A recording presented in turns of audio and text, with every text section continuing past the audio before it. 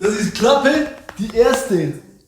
Hey, guten Morgen, Church. Ich bin hier bei mir in der Wohnung und meine Mitbewohner sind gerade auch noch da, sind auch am Zuhören. Und heute ist Freitagabend bei uns und wenn ihr das schauen wollt, ist Sonntagmorgen. Und ja, es ist ein Ausnahmezustand, auch für mich ist es irgendwie ganz speziell, zu meiner Kamera hineinzuschauen und eine Predigt zu halten. Aber ich freue mich mega, weil ich glaube, es ist eine riesige Chance auch, die wir haben. Und die ganze Situation ist ja wirklich speziell. Ich hätte nie gedacht, dass ich mal aus meiner Wege raus, aus meiner Wohnung raus eine Predigt aufnehmen werde. Und dass fast niemand vor mir hockt, das ist irgendwie recht speziell. Obwohl, schön sind ihr da, mega cool. Genau, hey, ich möchte direkt die Situation ansprechen, in der wo wir drinnen stehen. Ich glaube, es ist mega wichtig, um einfach auch über das zu schwätzen können, um darüber austauschen, hey, was geht genau ab. Und ich habe es mega auf dem Herz, um euch zu ermutigen, um euch einfach ein paar Gedanken weiterzugeben, mitzuteilen, was ich auf dem Herz habe. Weil ich glaube, gerade auch in so einer schwierigen Zeit, in einer ungewissen Zeit, ist es mega wichtig, dass wir einander immer wieder ermutigen und sagen, hey, es geht weiter. Hey, wir haben uns, wir haben eine riesige Familie, eine riesige Church. Und ja, wir gehen zusammen durch das durch.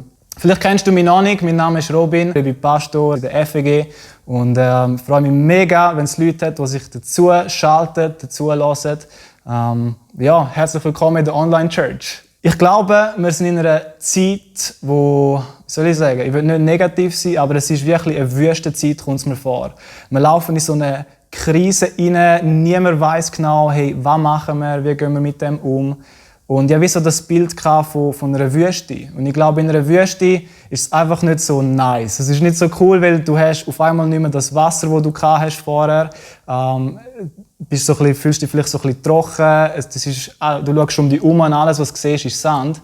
Und ich glaube, so geht es uns doch manchmal ein bisschen jetzt gerade auch in dieser Situation. Ich meine, man darf nicht mehr einfach machen, was man Lust hat. Man darf nicht mehr in grösseren Gruppen zusammenkommen. Ich bin jetzt hier in der Wege die ganze Woche und habe schon Angst gehabt, dass ich nicht mehr raus laufen darf. Zum Glück ist es noch nicht so weit. Aber wer weiß, vielleicht kommt auch das noch. Und ich komme mir manchmal so ein bisschen vor, als ob wir in eine Wüste reinlaufen, global. Und einfach nicht recht wissen, hey, wie geht es weiter. Und es gibt eine Geschichte in der Bibel von einem Volk, das in so eine Wüstezeit hineingelaufen ist. Und das Volk war unterdrückt. Es hat in Ägypten gelebt. Und sie haben aber ein Versprechen bekommen. Und das Versprechen war, dass sie befreit werden von Gott. Wir sehen hier einen Vers im Hintergrund. Da heißt es, ich werde euch befreien und in ein Land bringen, in dem Milch und Honig fließt. Und Milch und Honig ist ein Zeichen für Luxus, ein Zeichen von, hey, euch wird es gut gehen, ihr werdet nicht mehr unterdrückt sein, ich möchte euch in eine Freiheit hineinführen. Und das Volk hat wahrscheinlich gedacht, hey, wow, der absolute Hammer, wir werden endlich befreit werden. Und dann ist aber Folgendes passiert. Das Volk ist zwar befreit worden, aber es ist direkt in eine Wüste hineingeführt worden. Und ich finde das noch speziell. Dort heisst es ein paar Vers weiter nachher im 2. Mose 15,22. Danach führte Mose die Israeliten vom Roten Meer fort und sie zogen in die Wüste Schur. 3 Tage lang wanderten sie durch die Wüste, ohne Wasser zu finden. Also sie haben das Versprechen bekommen, hey, ich werde euch in ein Land hineinführen, wo einfach der absolute Oberhammer wird sein. Und was passiert? Sie werden befreit, sie gehen aus dem Land raus, wo sie unterdrückt sind und laufen direkt in eine Wüste hinein, wo es kein Wasser mehr gab. Es ist nicht lang gegangen, bis das Volk angefangen hat zu motzen. Nach den 3 Tagen, die wir hier lesen, hat das Volk angefangen. Es ist einfach nicht mehr klar gekommen. Sie haben gedacht, hey Gott, was ist los? Du hast uns doch ein Versprechen gegeben und es sieht einfach so anders aus. Und ich habe die Geschichte gelesen und ich habe mich wie so ein bisschen wieder in dieser Geschichte gefunden, wo ich mir dachte, hey Gott, was ist los? Du meinst es doch gut mit uns. Es gibt so viele Versprechen in der Bibel, wo es heisst, hey, Gott ist mit euch, er ist euer Versorger, er meint es gut mit euch. Wenn er schon den Spatzen schaut auf der Straße, sind wie viel mehr wird er euch schauen. Und dann läuft die ganze Welt in so eine Krise rein. Und es kommt dann wie so ein bisschen vor, hä? Gott, es stimmt wie nicht ganz überein, das, was du uns versprochen hast und unsere Realität. Ich glaube aber, dass Gott ganz bewusst in so eine Wüstenzeit hineinleiten kann. Es klingt jetzt vielleicht ein bisschen provozierend. Ich könnte es vielleicht auch anders sagen. Wieso lässt Gott so eine Wüstenzeit zu? Und ich habe mich dieser Frage gestellt und ich möchte euch 3 Gedanken weitergeben, wieso dass ich glaube, dass Gott so eine Wüstenzeit zulassen kann, eine Corona-Zeit zulassen kann. Der erste Gedanke, den ich euch mitgeben möchte, ist, ich glaube, Gott lässt so Wüstenzeiten zu, weil er uns wieder möchte zeigen, dass er unser Versorger ist. Ich habe euch ein Bild mitgenommen. Und zwar ist das die Karte von dem Volk, das ausgewandert ist. Wir sehen hier, sie sind in Ägypten gewesen. Das ist ganz links vom Bild, wo Ägypten ist. Und spannend finde ich, ist, dass Ägypten direkt beim Nil ist. Und der Nil verkörpert Wasser, Wasser verkörpert Wohlstand, Wohlstand verkörpert, du hast deine Idole und die Ägypter dazu mal haben den Baal gehabt, das ist ein Wassergott gewesen, und er ist wie ihr Versorger für sie gewesen. Und die Israeliten sind lang in dem ägyptischen Volk gewesen und sie haben das alles mitbekommen. Es ist wie so gewesen, hey, der Baal ist zuständig für unsere Versorgung. Und was ist passiert? Gott hat gesagt, hey, ich möchte euch rausführen aus dem Land, wo ihr zwar schon alles wie habt, ausser halt, dass ihr unterdrückt sind, und ich möchte euch rausführen auf Israel. Spannend ist, wenn wir Israel anschauen, sehen wir den Jordanfluss. Und der Jordanfluss ist Wasser. Und was ist Wasser? Wasser bedeutet Wohlstand. Und Wohlstand bedeutet, hey, dort, wo es uns gut geht, da könnte wieder so eine Götterkultur entstehen. Und ich glaube, Gott hat ganz bewusst nicht den einfachen Weg gewählt und sie aufgeführt auf Israel direkt, sondern hat sie wie mal in so eine Wüstenzeit hineinbringen, dass sie wie gemerkt haben, hey, schau, vielleicht ist der Baal gerne nicht ein Gott. Vielleicht verliert er auf einmal die Macht. Und ich glaube, in so Wüstenzeiten wird alles ein bisschen knapper. Und ich glaube, das ist eben gar nicht schlecht, weil ich glaube, Gott möchte uns an den Punkt führen, wo er uns wieder aufzeigen möchte, hey, schau, ich bin schlussendlich euer Versorger. Auf das, was ihr so lange wie gesetzt habt, auf eure Selbstversorgung, irgendwie auf euren Wohlstand. Hey, wenn es mal ein bisschen knapper geht, wer schaut euch wirklich? Und das finde ich einen mega spannenden Gedanke, weil Gott genau auch das Volk in dieser Wüste dann wirklich auch ernährt hat. Ganz praktisch, die Bibel sagt uns, Gott hat täglich Brot regnen lassen. Etwas, was wir uns heute gerne nicht mehr vorstellen können. Aber Gott hat mit dem wie dem Volk zeigen, hey, schau, ich bin wirklich der den ganzen Planeten geschaffen hat. Ich bin wirklich der. Mir ist nichts unmöglich. Und wenn ich will, kann ich euch auch so versorgen. Und meine Frage an uns heute ist, finden wir zurück zu dem Gott, der uns wirklich auch persönlich versorgen will. Ich glaube, im Moment sind wir noch nicht an einem Punkt, wo wir Angst haben. Ich glaube, der Punkt ist, wir müssen eben gerne Angst haben, weil unserem Gott nichts unmöglich ist und er uns wirklich schlussendlich versorgen. Ein zweiter Punkt, der mir aufgefallen ist, ich glaube, Gott lässt eine Wüstezeit zu, weil er möchte unseren Herzen begegnen. Es gibt einen Vers in der Bibel, wo mich mega bewegt hat diese Woche. Dort heißt Folgendes: Doch jetzt will ich ihr freundlich zureden. Ich will sie in die Wüste führen und dort zu ihren Herzen sprechen. In dieser Situation, wo wir drin sind, wir leben wie so einen Shutdown. Alles wird still um uns herum, die Leute müssen daheim bleiben. Das Leben, das so beschäftigt ist, mit so viel los, all das nimmt wie ab. Und in dieser Zeit haben wir Zeit zum Nachdenken. Wir haben Zeit, um uns Sachen widmen, Gedanken widmen, die wir sonst wie vergessen, weil wir so viel hören und so viel in unserem Kopf mit uns mittragen. Und ich glaube, wir in so eine Zeit hineinlaufen, wo wir nicht mehr so abgelenkt sind, wo wir wie merken, hey, ich habe gerne nicht mehr so viel zu tun. Dann merken wir auch, hey, schau, vielleicht ist ein Gott da, der zu unseren Herzen reden will. In der Wüste gibt es ein Phänomen, und das Phänomen ist, dass es einfach still ist.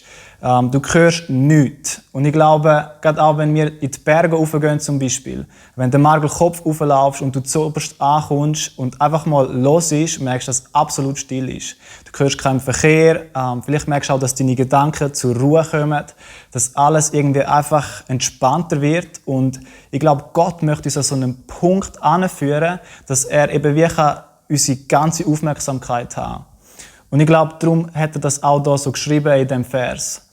Und was mich begeistert, ist das Wort freundlich. Weil Gott ist ein Gott, wo dein Herz ganz haben möchte. Und das ist das, was mich einfach so fasziniert an Gott.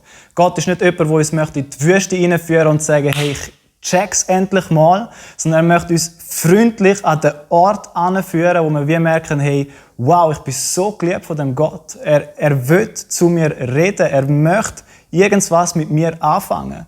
Und das ist das, was mich so begeistert an Gott. Und darum finde ich, das ist so eine Chance in der Zeit, wo wir ein bisschen weniger haben, wo wir wie merken, hey, schau, alles um uns herum wird ein bisschen knapper, wo wir merken, hey, all das, was uns irgendwie ablenkt, unsere Handys, was auch immer, wir können keinen Sport mehr schauen, wir wissen nicht mehr, was anfangen mit unserer Zeit. Hey, was, wenn Gott in so einem Shutdown-Moment, wo nichts mehr geht, wo du einfach viel mehr Zeit zur Verfügung hast, dass er eigentlich dass er das ganz bewusst zulässt, dass du wie merkst, hey, was, wenn es da gleich noch einen Gott gibt, der zu mir möchte reden. Und das Ziel von seinem Reden ist, um dein Herz zu gewinnen.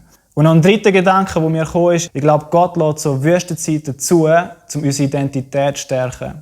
Jesus ist einmal in so eine Wüste hineingeführt worden.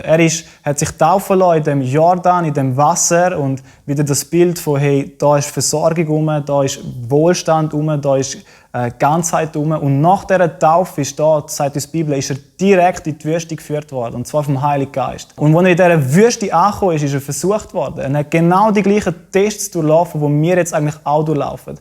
Er ist versucht worden, wenn es um das Thema Versorgung geht. Er hat 40 Tage nichts mehr gegessen und der Teufel ist ihm begegnet und hat gesagt, hey, wenn du wirklich Gottes Sohn bist, also er hat seine Identität in Frage gestellt, wenn du wirklich Gottes Sohn bist, wieso machst du nicht einfach Brot aus Stein? Und Jesus hat ihm die Antwort gegeben und hat gesagt, hey, schau, ich lebe von mehr als nur Brot. Und er hat ganz genau gewusst, wenn ich will, kann ich das machen, aber er hat auch gewusst, das ist wie ein Test und ich weiss, dass Gott schlussendlich mein Versorger ist und dass er mich versorgen wird, wenn es so weit ist.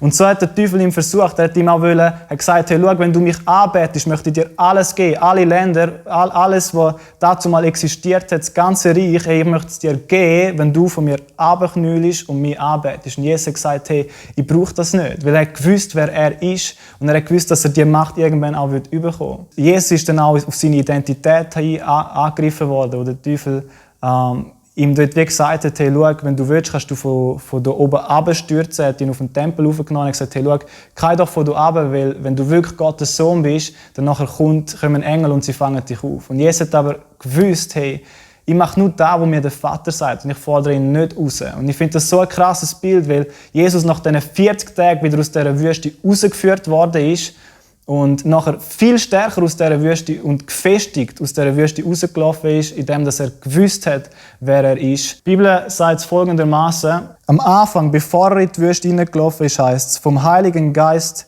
erfüllt, ist er in die Wüste hineingelaufen. Und wenn er aus dieser Wüste rauskommt, heisst es, danach kehrte Jesus von der Kraft des Heiligen Geistes erfüllt nach Galiläa zurück. Also er ist nicht nur noch erfüllt vom Heiligen Geist, sondern auch gestärkt. Er ist kraftvoll nachher aus dieser Wüste rausgelaufen. Wenn wir das Bild jetzt für uns heute nehmen, wir wissen nicht, wie das genau wird weitergehen jetzt in den nächsten Tagen. Aber für mich steht sicher, dass wir stärker aus dem werden rauslaufen. Wir haben den Triumph noch nicht in dem Sinne errungen über dem Virus, aber sicher steht, wir werden ganz sicher triumphieren über dem Ding. Das ist für mich wirklich keine Frage, weil wenn ich das lese, Gott hat schon immer so geleitet, er hat zulassen, dass das Volk in eine Wüstezeit reinläuft, um das Volk zu testen, um zu sagen, hey, schau, auf was setzt du wirklich? Wenn du deine Karte müsstest in einem Spiel setzen, auf was setzt du? Und Gott möchte von dir und von mir, dass wir sagen, hey, wir setzen alle unsere Karten ganz auf ihn. Ich möchte ein provozierendes Statement sagen, aber ich glaube, es trifft es recht gut. Gott ist dein Herz wichtiger als deine Gesundheit und dein Wohlstand.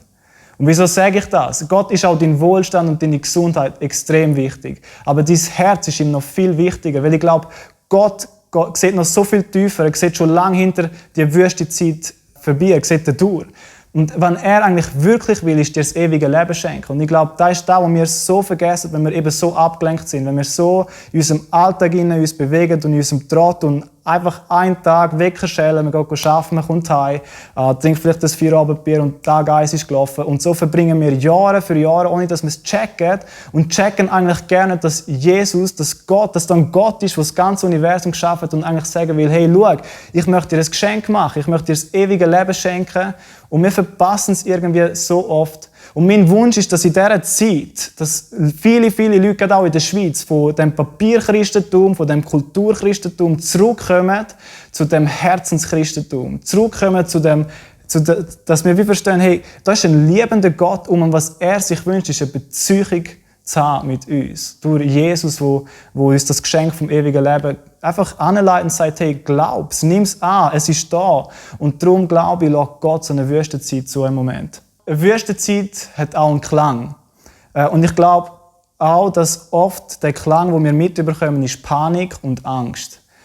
Ich stelle mir so ein Lied vor, das gesungen wird in der Gesellschaft und oft, wenn man die Medien anschaut, wird Angst verbreitet, Panik, hey, was, wenn es mich trifft und so weiter. Und es ist irgendwo durch völlig berechtigt, dass das als unsere erste Reaktion ist. Aber mir ist ein Lied in den Sinn gekommen, wo ich die Predigt vorbereitet habe, wo ich gemerkt habe, hey, das ist ein Lied von der Hoffnung in so einer Zeit. Das Lied heisst Desert Song und in dem Lied heisst Folgendes.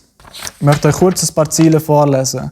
Ich preise dich, keine Waffe, die gegen dich gerichtet ist, wird erfolgreich sein. Ich erfreue mich, ich verkünde, Gott ist mein Sieg und er ist da. Mein ganzes Leben, in allen Lebensabschnitten bist du immer noch Gott. Ich habe einen Grund zu singen, ich habe einen Grund dazu, dich anzubeten. Und ich finde das so starke Wort, weil ich glaube, gerade in einer Zeit, wo der Triumph wie noch aussteht, wo man wie noch nicht kennt, glaube ich, ist es so kraftvoll, wenn wir sagen, hey, wir singen ein Lied von der Hoffnung. Wir stimmen nicht ein in den Chor von Negativität oder in den Chor von Angst und Panik und wir müssen den Kopf leer räumen wegen dem, sondern wir singen ein Lied von, hey, auch wenn der Sieg noch aussteht, auch wenn der eine Triumph noch aussteht, hey, wir wissen, wenn wir vertrauen. Und darum haben wir auch in dieser Zeit einen Grund zum Singen. Und ich liebe, was in Italien abgeht und man die Videos sieht von Leuten, die auf Balkon rausstehen und anfangen zu singen. Und ich habe mir wie so überlegt, hey, was, wenn die Lieder, die da gesungen werden, noch Worship-Lieder werden? Was, wenn wir anfangen, in der Gesellschaft zurückkommen zu diesen Anbetungsliedern, wo wir sagen, hey, schau, es gibt viele schöne Lieder, aber was noch viel tiefer geht, sind Lieder, die direkt am Vater im Himmel gerichtet sind. Ja, ich hoffe, ich konnte euch irgendwie ermutigen, sind gesegnet in dieser Zeit. Ich hoffe, um euch möglichst bald wieder zu sehen, um euch umarmen und nicht mehr mit dem Fuß Heu sagen oder mit 2 Meter Distanz. Es kommen gute Tage auf uns zu und ich freue mich mega, um euch bald wieder zu sehen und nutzen die Zeit, die wir jetzt haben, um einfach zu sagen, hey, schau Gott, was willst du mir sagen? Was willst du mir persönlich sagen in dieser Wüste? Und Jesus, ich bete jetzt einfach auch ganz spontan in dem Moment, dass du diesen Leuten zuschaust, dass du in dem Moment am Sonntagmorgen, wenn es so weit ist, dass du Herzen berühren möchtest. Ich bete dafür, dass Leute deine Stimme ganz klar hören in dieser Zeit. Bringt uns näher zusammen, bringt unsere Familie näher zusammen. Lasst uns wie auch wieder merken, was wirklich wichtig ist. Und alle sagen miteinander Amen. Amen. Hey Church, ich liebe euch. Bis bald. Ciao.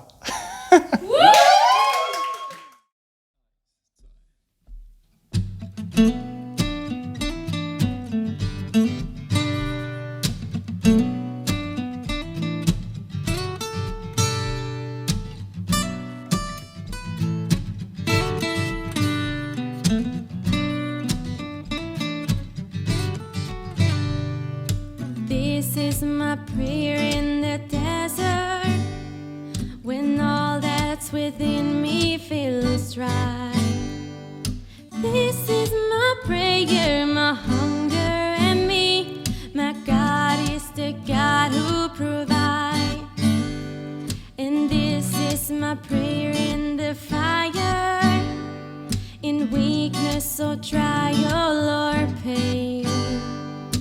There is a faith proof no more worth than gold, so refine me, Lord, through the flames. I will bring praise, I will bring praise. No weapon formed against me shall remain. I will rejoice, I will declare, God is my victory and He is here. And this is my prayer in the battle, when triumph is still on its way. I am a conqueror and goer with Christ, so firm on His promise I'll stand. I will bring praise, I will bring praise. No weapon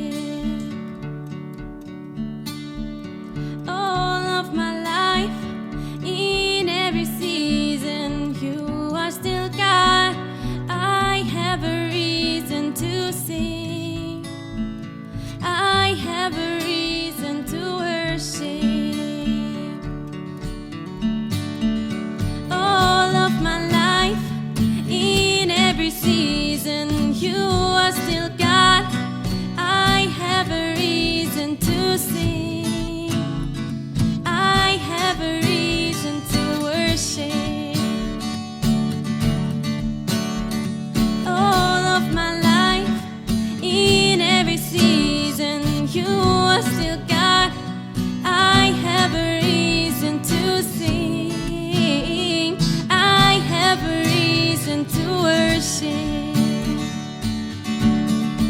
I will bring praise, I will bring praise. No weapon formed against me shall remain.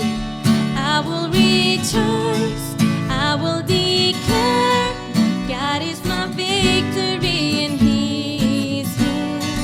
I will bring praise, I will bring praise. No weapon formed against me shall remain. I will rejoice, I will declare, God is my victory and He is here. God is my victory and He is here.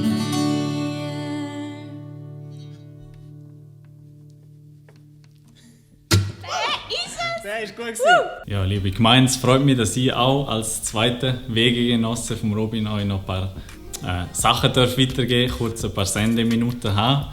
Ja, wie ihr vielleicht wisst, bin ich der Kassier von der FEG Buchs, das seit knapp einem Jahr. Und ich habe heute die Freude, um euch Kollekte anzusagen, auf eine neue Art und Weise, die wir bis jetzt noch nicht hatten. Und zwar haben wir seit dem Sonntag die Möglichkeit, dass wir auch Spenden digital spenden per Twint. Ich sehe das hier jetzt gerade eingeblendet auch, dass ihr eure Twint-App öffnen könnt, wenn ihr die habt.